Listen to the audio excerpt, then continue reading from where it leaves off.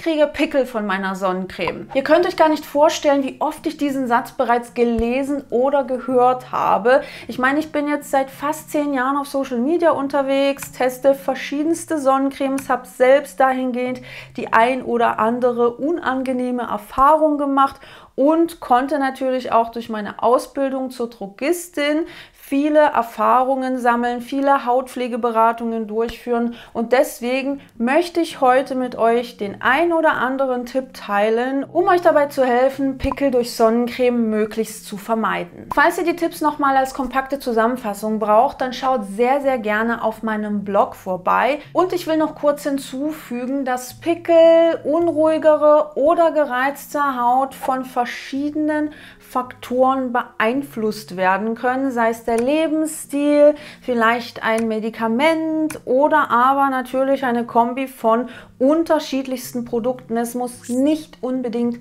an einem einzelnen Produkt liegen und damit will ich euch eigentlich nur sagen, dass das Video dabei helfen soll, dass ihr ein besseres Hautgefühl entwickelt und eventuell Produkte ein kleines bisschen besser einschätzen könnt. Es soll keineswegs in die Schwarz-Weiß-Richtung gehen, denn wie gesagt, es gibt unterschiedlichste Aspekte, die unsere Haut beeinflussen können. Ein Grund, warum die Haut vermehrt mit Pickeln auf eine neue Sonnencreme reagiert, sind reizende Inhaltsstoffe. Dazu gehören leider Duftstoffe und ätherische Öle, denn manche unter ihnen können bei Sauerstoffkontakt, aber auch bei Kontakt mit UV-Strahlung reizende Substanzen abspalten. Das heißt, es kann schon durchaus hilfreich sein, wenn ihr von einem parfümierten zu einem komplett parfümfreien Produkt wechselt. Ihr dürft halt auch nicht vergessen, dass Sonnencremes bzw. auch Tagescremes mit integriertem Lichtschutzfaktor in einer großen Menge auf die Haut aufgetragen werden sollten, um die deklarierte Schutzleistung zu erhalten. Das heißt, die Haut hat schon einen gewissen Kontakt mit potenziell reizenden Stoffen oder potenziell allergieauslösenden Stoffen. Ab und zu kann es tatsächlich passieren, dass eine allergische Reaktion mit einer Hautreizung verwechselt wird und dann ist es natürlich fatal, wenn man weiterhin Produkte verwendet, die immer wieder zu allergischen Reaktionen führen, die man aber irgendwie fehlinterpretiert, denn dadurch wird die Hautbarriere geschwächt, was wiederum zu vermehrten allergischen Reaktionen führen kann und zu vermehrten Hautreizungen führen kann und Entzündungen führen kann. Deshalb empfehle ich euch, falls das häufiger auftreten sollte, dass eure Haut gereizt reagiert, dass sie vielleicht hier und dort Pusteln bekommt oder dass die Haut einfach auch stark gerötet ist, einen Epikutan-Test in einer dermatologischen Praxis durchführen zu lassen. Ihr könnt diese Tests auch bei dem einen oder anderen Hausarzt bzw. der einen oder anderen Hausärztin durchführen lassen, aber es bringt wirklich nichts dahingehend zu spekulieren und zu schauen, ja, es könnte jetzt vielleicht dieser eine Inhaltsstoff sein, denn bei Allergenen ist das Ganze so ein bisschen schwierig, wenn man nicht weiß, worauf man genau allergisch reagiert, dann ist es gar nicht so einfach, eine Vermeidungstaktik zu entwickeln. Viel zu pflegende, reichhaltige und schwere Sonnencremes können selbstverständlich auch dazu beitragen, dass die Haut unruhiger wird und hier habe ich leider keine perfekte Lösung, die ich euch auf dem Silbertablett servieren kann, aber es gibt den ein oder anderen Trick, der euch dabei helfen kann, euch und eure Haut besser kennenzulernen und ein gewisses Hautgefühl zu entwickeln, was übrigens mit der Erfahrung immer besser wird. Aber ein Tipp, den ich euch definitiv mitgeben kann, ist, euch eine Art Skincare-Tagebuch zuzulegen und eure Haut mal ein paar Tage komplett ohne Pflege zu beobachten. Das ist der erste Schritt, bevor ihr euch haufenweise Pflegeprodukte kaufen solltet. Lernt erstmal euch selbst und eure Haut kennen. Schreibt eure Bedürfnisse, Ansprüche auf und danach sucht ihr euch eure Pflege aus. Natürlich soll das Ganze Spaß machen und nicht zu viel werden, aber wenn ihr gar nicht wisst, was ihr möchtet und was für eine Haut bzw. was für einen Hautzustand ihr habt, dann werdet ihr sehr, sehr viel Geld los und habt am Ende Produkte, in eurem Regal stehen, die gar nicht zu eurer Haut passen oder zumindest nicht euren Ansprüchen genügen. Ich bekomme da auch regelmäßig auf Instagram Privatnachrichten, wo mir Leute einfach nur ihre neu gekauften Produkte abfotografieren, und das sind teilweise bis zu 10 Produkte auf einem Bild mit der Frage: Was mache ich jetzt mit diesen Produkten? Das erste, was ihr machen könnt, ist eure Haut direkt nach dem Aufwachen zu beobachten. Das heißt, ihr reinigt eure Haut abends, dann legt ihr euch komplett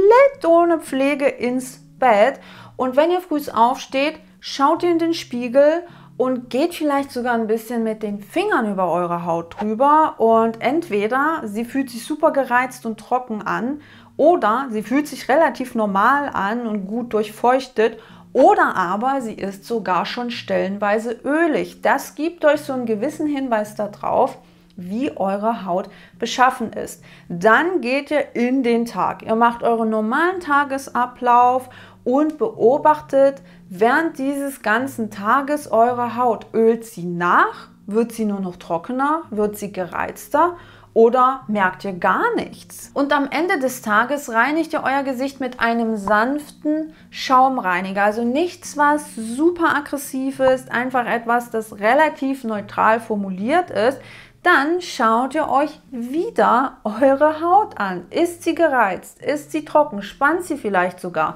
Das könnte ein Hinweis darauf sein, dass eure Haut fettarm ist, dass sie Pflege benötigt, dass sie vielleicht sogar barriereunterstützende Substanzen benötigt, dass sie vielleicht sogar beruhigende Substanzen benötigt. Oder fühlt sich eure Haut ganz normal an? Ist das Öl komplett weg?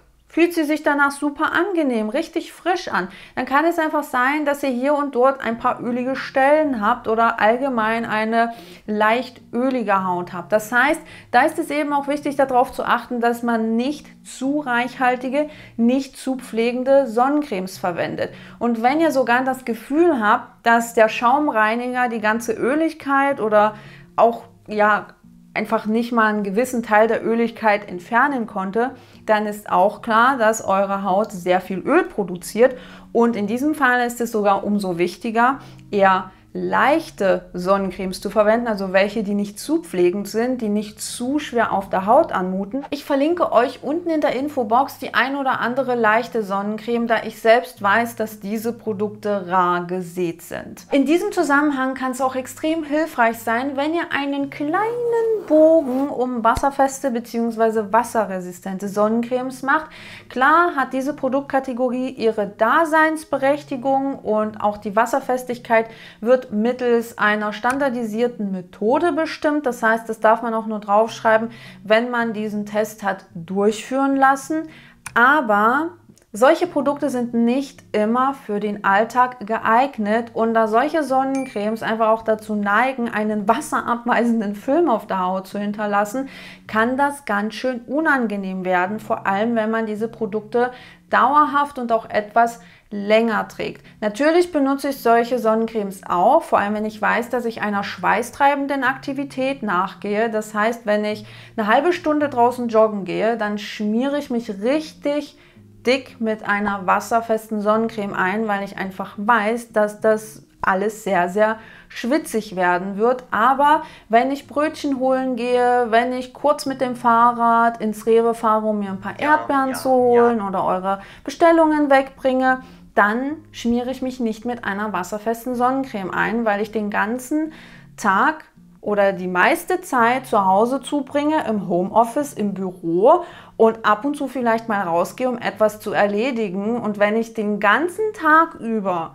eine wasserfeste Sonnencreme im Gesicht tragen würde, dann würde meine Haut am Ende des Tages komplett unruhig aussehen. Und zu guter Letzt etwas, das extrem unterschätzt wird: eine effiziente Reinigung. Das heißt, wenn ihr am Ende des Tages diesen ganzen Schmodder aus Schweiß, Talg, Sonnencreme, vielleicht anderen Hautpflegeprodukten und Schmutzpartikeln nicht vom Gesicht spült, dann kann das natürlich dazu beitragen, dass Pickel entstehen. Es ist natürlich besonders wichtig, dass die Reinigung nicht nur effizient, sondern auch gleichzeitig sanft ist, denn wir wollen die Haut nicht noch zusätzlich reizen und vielleicht sogar strapazieren. Und es gibt eine ganz bestimmte Reinigungsform, die beide Aspekte miteinander vereint. Und zwar ist das die Ölreinigung. Zu diesem Thema habe ich auch einen sehr ausführlichen Blogpost verfasst, den verlinke ich euch wie immer unten in der Infobox. Ich persönlich habe 3 Favoriten, die ich sehr, sehr gerne verwende und die zu den Ölreinigern zählen, also Ölreiniger,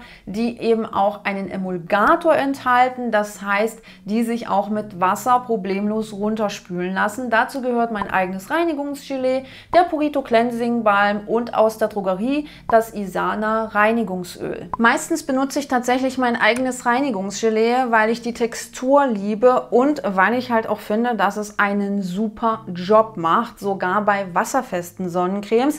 Und ich kriege auch immer wieder die Frage gestellt, wie man denn rausfinden kann, ob die Reinigung ausreichend war. Und da kann ich euch auch wieder nur den Tipp mitgeben, eure Haut mit den Fingern zu ertasten. Das heißt, ihr reinigt euer Gesicht und danach geht ihr ganz sanft mit den Fingerspitzen über eure Haut. Unsere Fingerspitzen sind super empfindlich, die können die kleinsten Unebenheiten bzw. Veränderungen ertasten. Und wenn ihr spüren solltet, dass sich noch eine klebrig wachsige oder ölige Schicht auf der Haut befindet, dann ist das meistens kein gutes Zeichen. Das heißt, in den meisten Fällen, dass die Reinigung unzureichend war und dass da noch irgendwelche Rückstände auf der Haut sind, die im schlimmsten Fall dazu führen können, dass der ein oder andere Pickel entsteht. Das heißt, ihr solltet dann nochmal reinigen oder vielleicht so ein bisschen eure Reinigungsroutine überdenken. Ich hoffe sehr, dass ihr irgendwas aus diesem Video für euch mitnehmen konntet und würde mich natürlich riesig freuen, wenn ihr mir ein Däumchen nach oben da lasst oder das Video vielleicht sogar teilt, denn das hilft mir und meinem Kanal extrem auf die Sprünge. Schreibt doch auch gerne einen Kommentar, wenn ihr den ein oder anderen Erfahrungswert mit der Community teilen möchtet und wir sehen uns dann im nächsten Video. Ciao!